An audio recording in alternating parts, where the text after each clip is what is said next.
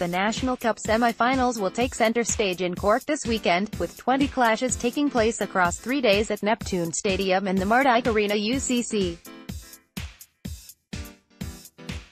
The women's semi-finals have teed up some huge games, with a big Cork derby getting things underway on Friday evening, the highlight of the two derby games being the Super League meeting of Brunell and Fr Mathews at 8:30 p.m.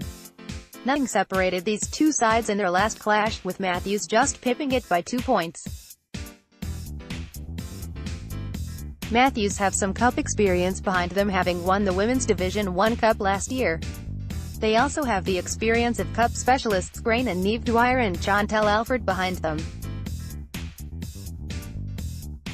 Yet Brunel are well used to Cup semi-final showdowns and Cork showdowns under pressure, but having fallen at this stage to Glanmire over the past 2 years, they will be hoping to go one step better this year.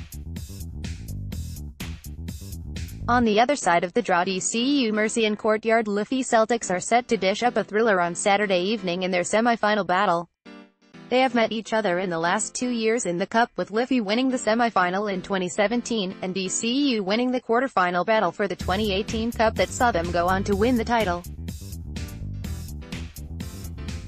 Meanwhile, both men's Super League games will tip off on Saturday at the Mardyke Arena UCC, with UCD Marion and Belfast Star getting the games underway at 4 p.m.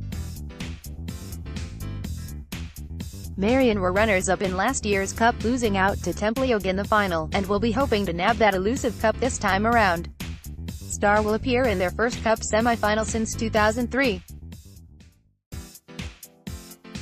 Back then Adrian Fulton was one of the star players on court, but this time around he is head coach while his son CJ lines out for Star.